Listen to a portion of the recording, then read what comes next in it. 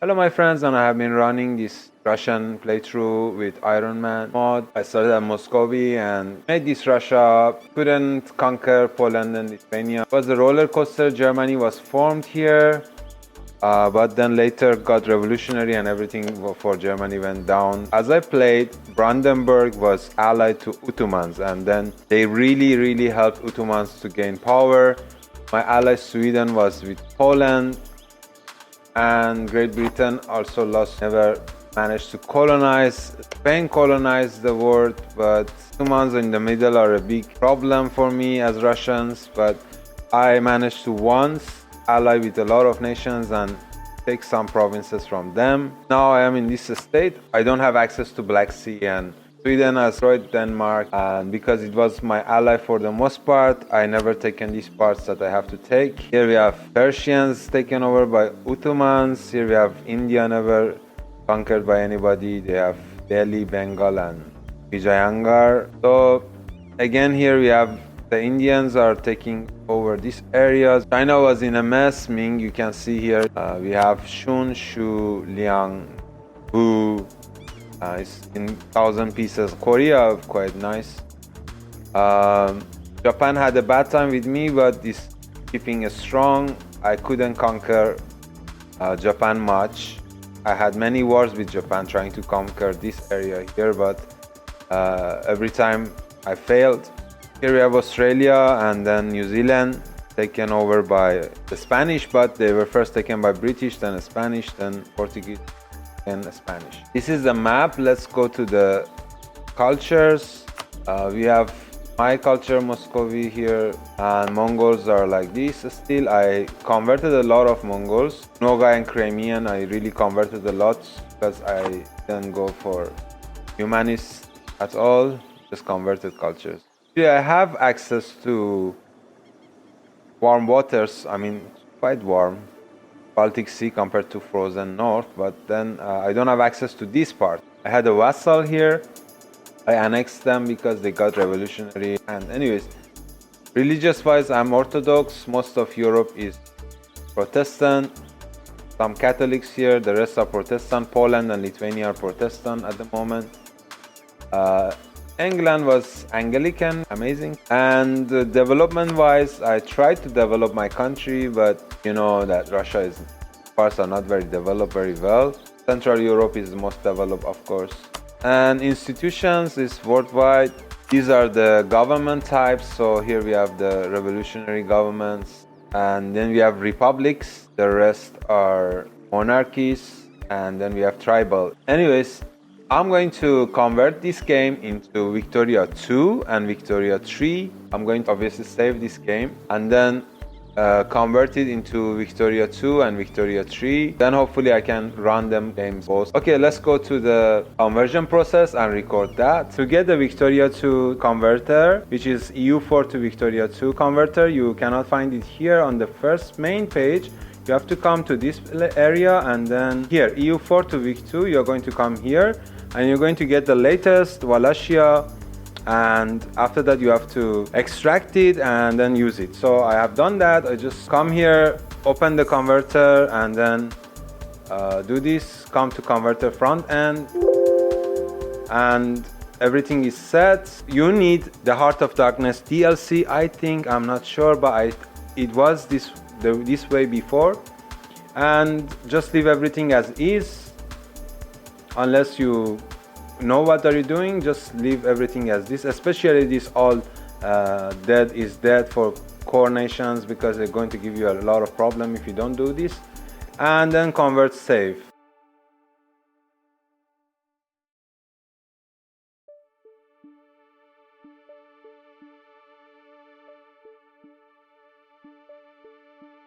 Same goes for EU4 to Victoria 3. So here we have it. Going to launch the converter front end, and then same again. We are going to leave everything as is and then press the conversion.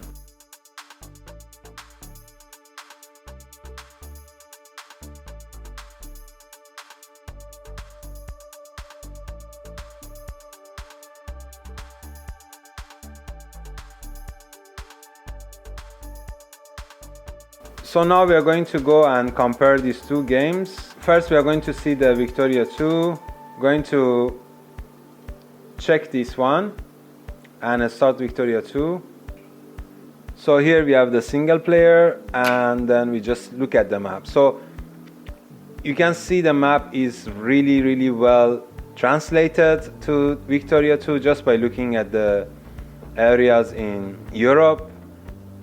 These parts are real estate, and here you can see the South America is perfectly done. As Russia, I have to colonize these regions in the north before anybody else become a problem for me here. So I would just close these parts first so nobody can access it easily. Here also we have the Kazakhs. So the map is perfect.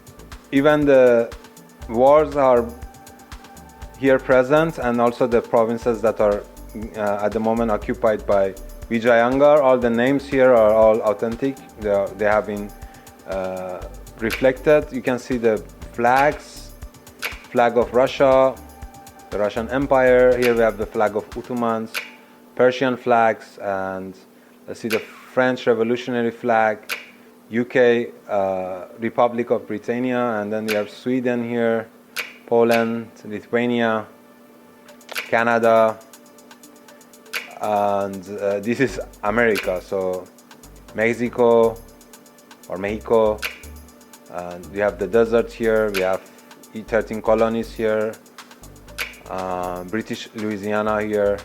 So let's go play as Russia. You can see all my troops, I can say, are here reflected. All my troops are reflected here. Anywhere that I had a stack is here. Same combination as well, so I had enough almost equal military units like this. This is my combination. They have become 3,000 each. Each battalion is here 3,000. So I had enough, like this is completely shown here. Anywhere they were on the map, they are here reflected. Here we have them in the west as well. Yeah, that's the military map. So let's go to the other production. Like here we have four. I think it's a little bit less. I had a lot of factories. Russia is #1 in industrial power, and it just have 4 factories, and that's a little bit disappointing for me a little bit, because I build a lot of factories. But anyways, this is Victoria 2. We have to keep in mind it's a very old game, and this have put me in the first as industrial nation. I'm the 7th in military power, and prestige wise I am a great power, so I am the number 5 here on the list. Budget is always messy when you start. My money is here as 1,118 and looks like this. Let's see how is my workers doing. Then we have technology wise, I have the tier 1 of army. My ideas were reflected here. Navy, no ideas I had, so it's level 0. Commerce, we have this one. I had trade ideas. Culture, we have 2. Industry, we have a lot of stuff. So we have experimental railroad. We are going to build a lot of railroad here later for my own game.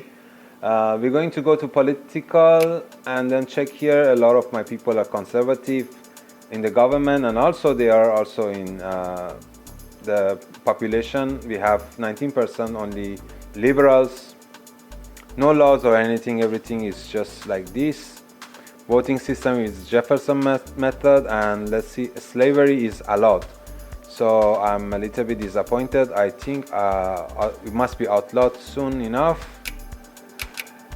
And let's see the population. So population, we have 49.6% as Muscovites, Russian.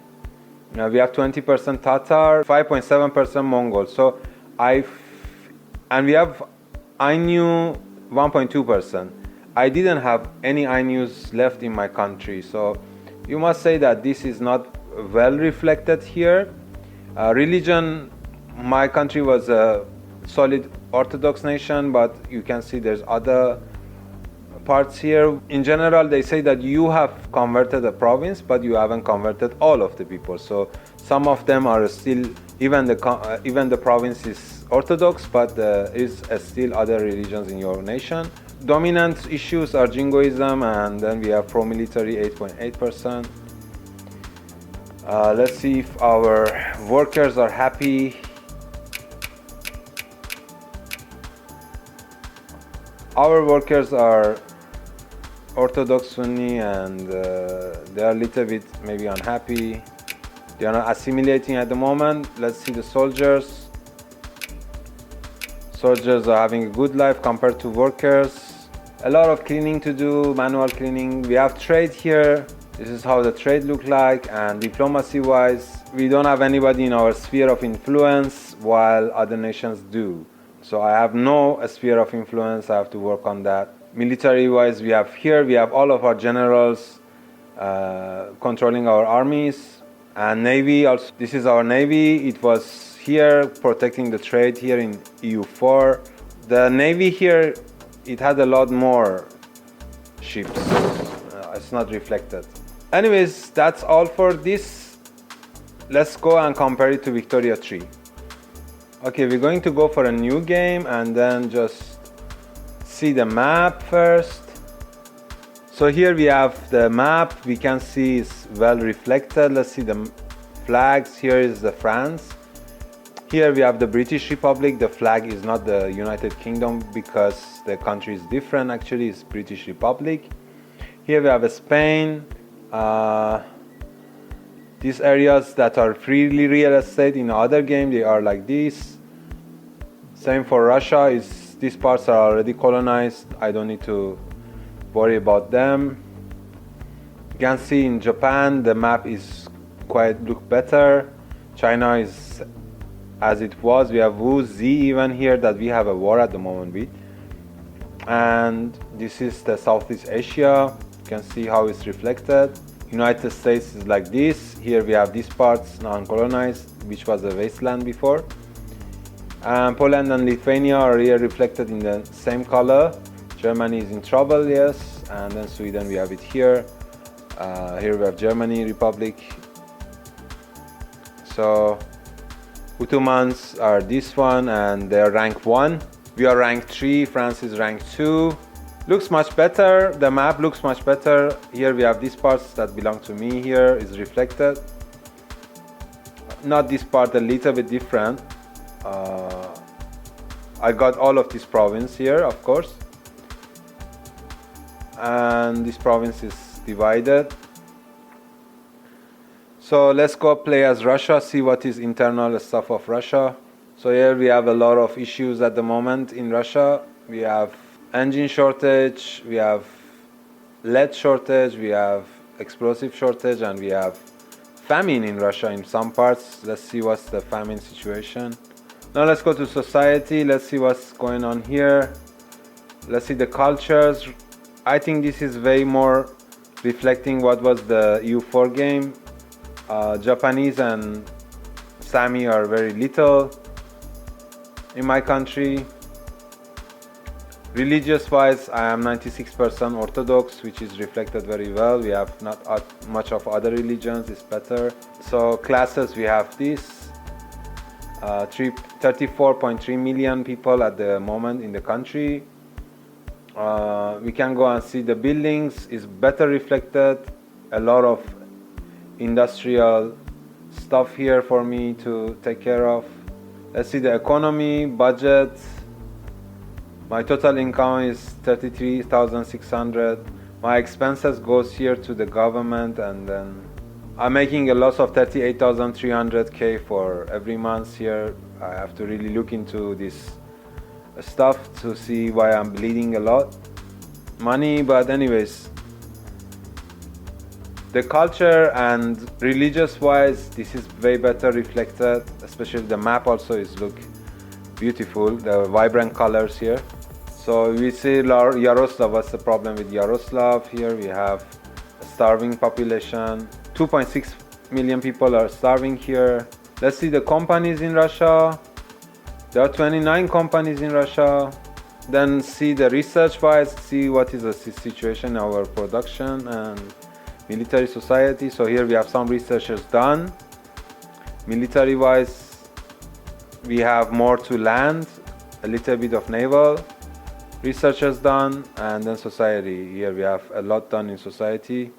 So it would be a really fun game to play. In the end, it's up to you which game is better. I think the converter for Victoria 3 is doing a better job. I think it's because of Victoria 2 being a stable game, and also you have guaranteed conversion from Victoria 2 to Hearts of Iron 4. For Victoria 3, of course, it's a newer game, it's much better. Let me see my military. So I have 28 guards, which it's a lot of money, but Victoria 3 is still a work in progress, so it's not guaranteed. When you finish your game in Victoria 3, you are going to definitely have a conversion ready for you to go to Hoi 4. So if you want to really play a long campaign, it's safer to go through Victoria 2 routes to Hearts of Iron 4. But if you have already Victoria 3, you can see that the converter still works perfectly, in my opinion. And that's all for this video. Please give me a like and subscribe to my channel for more content like this. Wishing you a happy new year in 2025, my friends, and thank you for supporting me all this time during the last year, and have a great time ahead.